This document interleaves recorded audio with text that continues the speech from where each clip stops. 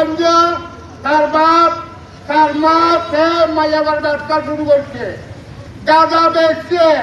আমি আসছি যে 30 বছর এখানে গাঁজা বেচছে, মাইয়াবার ব্যবসা করছে, তদন্ত করেন, ট্যাবলেট দিচ্ছে। আর খনিকে যদি ট্যাবলেট ইয়ে ওগুলো কানেকশন আছে, যদি বাইকে যদি ট্যাবলেট তুলে মারি ধরি মানুষ করে অনেক মানুষের হয়রানি করছে। যদি মিথ্যা কথা হয় আমরা তদন্ততে যান, এখনো বেঁচে ট্যাবলেট আল্লাহর কাছে গাঁজা বেছে।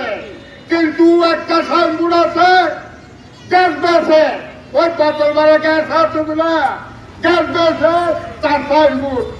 এই 1 নম্বর ওয়ার্ডার কোনো নেতা কোনো মার হওয়া এটার লই বুক করে হতা হয় না। মানে 15 বছর ধরে আমাদের সরকার ও যা মনে হয় এই করছে, ও ক্ষমতার তথ্যওয়ালা সদস্যরা হাজার হাজার মামলা এবার মাসের নামে দিয়ে মিথ্যাবাদীরা বিরুদ্ধ হলে আমি হয় আমি আমারও দিতে পারে।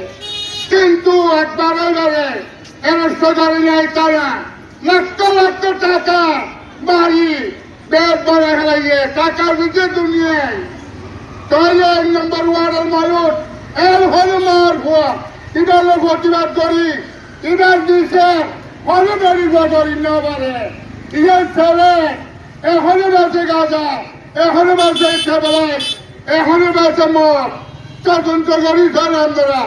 এবার বাপ মরে গিয়ে মা মরে গিয়ে মায়ের ব্যবসা করি। এই কথা যদি মিথ্যা হয় আমি 100 বছর জেল কাটবো, জীবন বছর জেল কাটবো। সরকার আর সাংবাদিক ভাইয়ের আপনার কাছে অনুরোধ, হাজার হাজার অনুরোধ, হাজার হাজার সালাম সাংবাদিক ভাইয়ের। দর্শন যেভাবে দর্শন করছে, নির্যাতন করছে, আমরা তদন্ততে যান।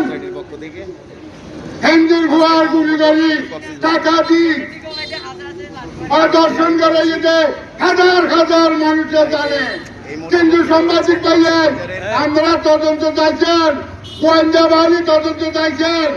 আমাদের কথা যদি মিথ্যা হয় আমারে 50 বছর জেল দিবেন। হাজার হাজার মানুষের হয়রানি করছে। 1 নম্বর ওয়ার্ডার বিওভার সবেভার ডবল এভার মানুষ আছে, কিন্তু কারিবার কাছে কাবু টাকা দিয়ে দুনিয়া ঘুরাইয়ে কোনো মার ঘরের বিচার করি না পারে।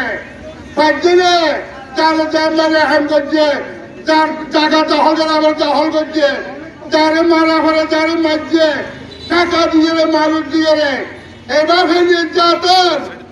1 নম্বর ওয়ার্ড মানুষের পর্যন্ত সহজে সাংবাদিক ভাইয়েরা, ও সাংবাদিক ভাইয়েরা আল্লাহর ওয়াস্তে এ মানব বাচ্চা মানব